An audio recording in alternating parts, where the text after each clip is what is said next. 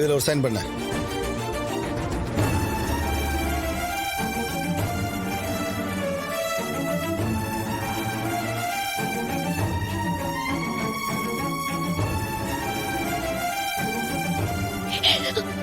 ரேவதி வா. நீ போலாம்.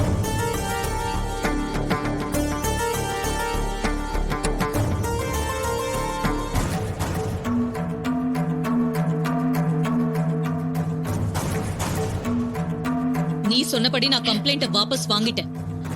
அவனும் வெளியே வந்துட்டான். நீ சொன்னதை நான் செஞ்சிட்டேன். இப்ப நான் சொன்னதை நீ செய்யணும். வா, பஞ்சாயத்து நடக்கிற இடத்துக்கு போவோம்.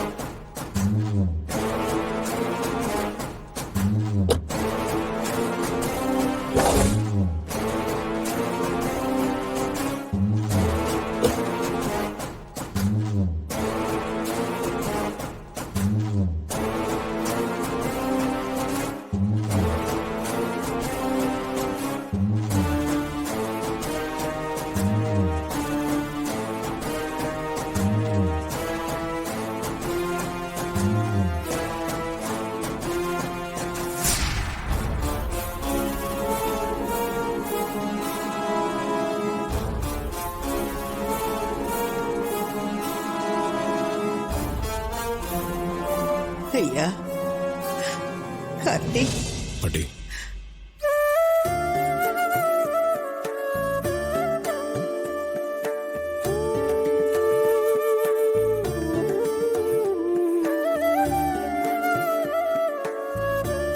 ஐயா இவன் தாயா என் பேர கார்த்தி. வணக்கம். வணக்கம் வணக்கம். ஓ, இவர் மேலதான் இந்த பஞ்சாயத்தா? நீங்க சொன்ன மாதிரி நான் என் பொண்ணை இங்க கூட்டிட்டு வந்துட்டேன். அவ வாயாலேயே எல்லாத்தையும் சொல்லுவா, கேட்டுக்கோங்க.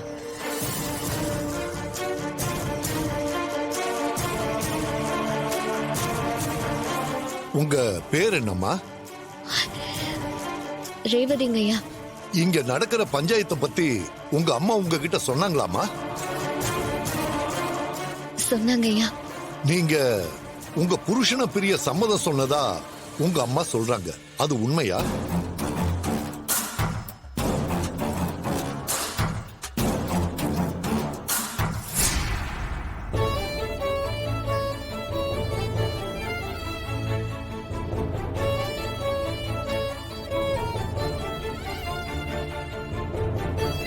ஐயா நான் குறுக்க பேசுறேன்னு தப்பா நினைக்காதீங்க. நான் என் பேத்திக்கிட்ட கொஞ்சம் பேசணும்.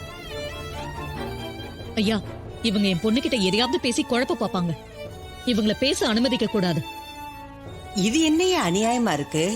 இது பஞ்சாயத்து தானே. அவங்கவுங்க மனசுல என்ன இருக்கோ அத பேசுற இடம் தானே இது. ஆமாமா. நான் ஒன்னும் தனியா கூட்டிட்டு போய் பேசணும்னு சொல்லல. உங்க எல்லார் முன்னாடியும் 4 வார்த்தை என் பேத்திக்கிட்ட நான் பேசிக்கிறேயா. என் பேத்தியோட வாழ்க்கை இது. அதுல எனக்கு அக்கறை இருக்குல்ல. நீங்க பெரிய மனுஷன் தானே, உங்களுக்கு தெரியாது ஒண்ணு இல்லையா? சொல்லுங்கய்யா. சரிம்மா, இது எல்லாரும் அவங்கவுங்க நியாயத்தை பேசுறதுக்கான இடம் தான். ஆனா பேசுறவங்க எல்லாரும் ஒரு விஷயத்த மனசுல வச்சுக்கிட்டு பேசுங்க. பிரச்சனைய சரி பண்றதுதான் நம்ம நோக்கமா இருக்கணும்.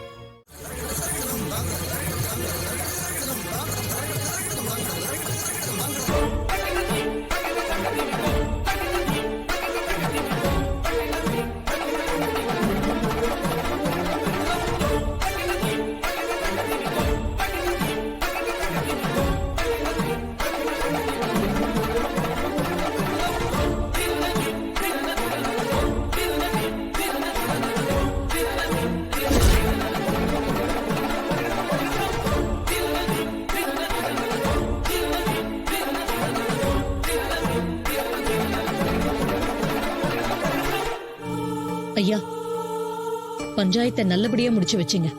ரொம்ப நன்றி.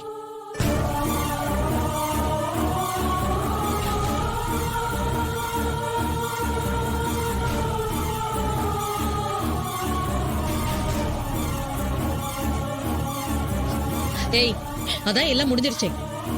இன்னும் என்ன பாத்துக்கிட்டு இருக்க? வா வான்னு சொல்றேன்ல. அம்மாடி ரேவதி, அடிப்பாவி புள்ளைய எப்படி எடுத்துட்டு போறா?